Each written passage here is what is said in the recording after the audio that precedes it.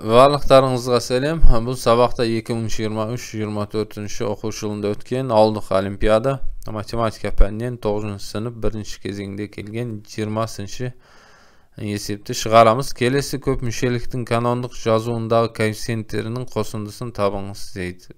2х минус 1-ның 6-шы дәрежесі плюс x квадрат плюс 2-ның 5-ші дәрежесі дейді. Мына жерде енді Паскаль үш бұрышын қолданып ашып шығатын болсақ 1 1 1 1 2 1 1 3 3 1 1 4 6 4 1 1 5 10 10 5 1 6 да қажет 1 6 15 20 15 6 1 болады, енді бірінші жақшаны ашып шығайық. 2х минус 1 6 дәрежесі. Сонда 2х-тің 6-шы дәрежесі минус болады, келесісі. Мына жерде 6 болады. 2х-тің 5-ші дәрежесі 1-дің 1-ші дәрежесі. Ол 1-дің дәрежелерін жазбай ақ қояйын.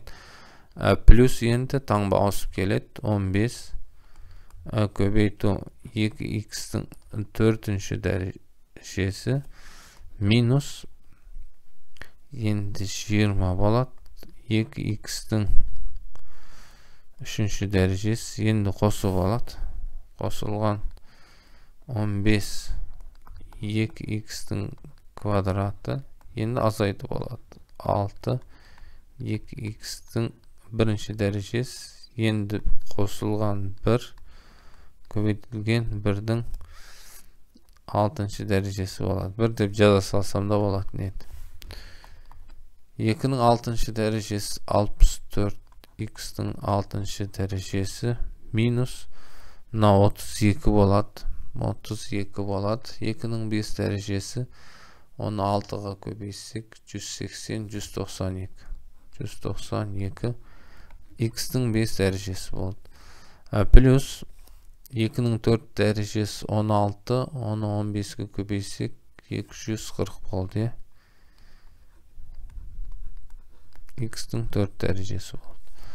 Минус мынау 8 болады, 160 болады екен. Х куб 4 болады, 60 болды сонда. 60х квадрат минус 12х плюс 1 болады екен. Енді мынаны ашып шығайық. Х квадрат плюс 2-ның 5 дәрежесі деген. Х квадраттың 5-ші дәрежесі қосылған 5 көбейту х квадраттың 4-ші дәрежесі барлығы қосу, мына жерде плюс 10 қосылған 2 де бар екен, мына жерде 2 де бар екен. 2 көбейт қосылған 10 х квадраттың 3-ші дәрежесі 2-ның квадраты болады енді. Мынаның дәрежесі азайып бара береді, 2-ның дәрежесі артып бара береді екен. 10 тағы да 10 х квадраттың квадраты 2-ның кубы болады. Плюс 5 енді х квадраттың өзі болады. 2-ның 4-ші дәрежесі болады екен.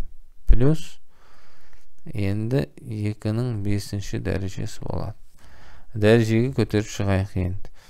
Х-тің 10-ші дәрежесі қосылған 5, мына 2-мен 10 болды. 10 х-тің 8 дәрежесі. Плюс мынау 4 алдындағы 10-мен 40 болды. Х-тің 6-ші дәрежесі плюс 8 80 х-тің 4-ші дәрежесі плюс 16 5-ге көбейсек 80 х квадрат плюс 32 болды. Енді келесі жазуында коэффициенттердің қосындысы. Коэффициенттердің қосындысын табу үшін алдында тұрған коэффициент X'тің орнына 1 қойып жіберсем болады, немесе мына коэффициенттерді қосындысын таба салайық. 64 плюстарды қосып алайын бірінші. 240 64 304 болды, 304 болды. Мынаны қоссам 364 болды. Тағы бірді қоссам 365 болды. Енді одан азайтып жіберім керек. 192-ні 204 азайтсам болады екен. Мына екеуін қоссам 204 болды. Тағы да 160-ты қоссам 364 болды. 364 азайтып жіберсем, мына жерден 1 шығады екен. Мына жерден 1 шығады екен. Бірді жазып қояқ бір жерге. 1 шығады. Қосылған. Мына жақтан қанша шығады енді? Мына жерде 1 бар. 10, 50, 130,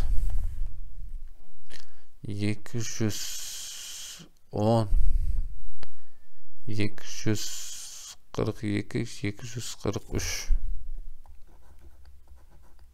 Мына 1 мен 244 болды. Сонда мына жауап болады екен. Бұл жауап болады екен. Енді екінші тәсіл, мына жерде бағанада айтып кеттім, мына коэффициенттерін қосып жатырмыз, x-терге қарамай жатырмыз. Енді x-терді ескермеу үшін x-тердің орнында 1 тұр деп есептеуге болады екен. x-тердің орнында не тұр? 1 тұр. Сонда 1-дің кез келген дәрежесі 1-ге тең. 1-ді алдындағы тұрған коэффициентке көбейтіп жіберсек, сонда тек қана коэффициенттер қалады екен. X-дің орнына 1-ді қойсам да, дәл мынау жауап шығады. Енді мына оң жағы сол жағына тең, мынаның барлығын мына Паскаль үшбұрышын қолданып, немесе Ньютон биномын қолданып, барлығын ашып орнына қойып шықпайық, X-дің орнына мына сол жағына қоя салсақ болады екен. Мына жерге қарайық. Екінші оңай тәсілі 2 көбейтілген 1 азайту 1. Мына 2-ні 1-ге көбейтсе 2, одан 1-ді азайтса 1. 1-дің 6-шы дәрежесі 1 болады. Сондықтан мына жерде бағана 1 шығып еді. Мына жерде 1 шығып еді ғой. Мына 1 шығып еді. Мына тез шығады екен мынамен. Ал мына жерден 243 шықты, оны да тексеріп керек. 1-дің квадраты плюс 2. 1-дің квадраты 1. Оған 2-ні қоссам 3 болды. 3-дің 5-ші дәрежесі 243 болады екен. 1 мен 243-ті қосып жібереміз, 244. Мына екінші тәсілмен тез шығады екен.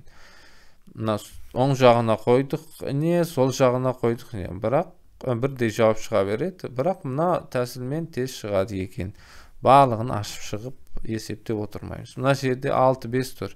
Мысалға 100.000 деген сандар тұрса да бола береді екен. Сонда үлкен сандарды берген кезде мынаның іші 0 шығатын, немесе 1 шығатын, немесе минус 1 шығатын да етіп беріп қояды. Сондай 0-дің кез келген дәрежесі 0, 1-дің кез келген дәрежесі 1 шыға береді. Минус 1-дің жұп дәрежесі болса 1 шығады, тақ дәрежесі болса минус 1 шығады екен. Сонымен мына есеп шықты. Сау болыңыздар.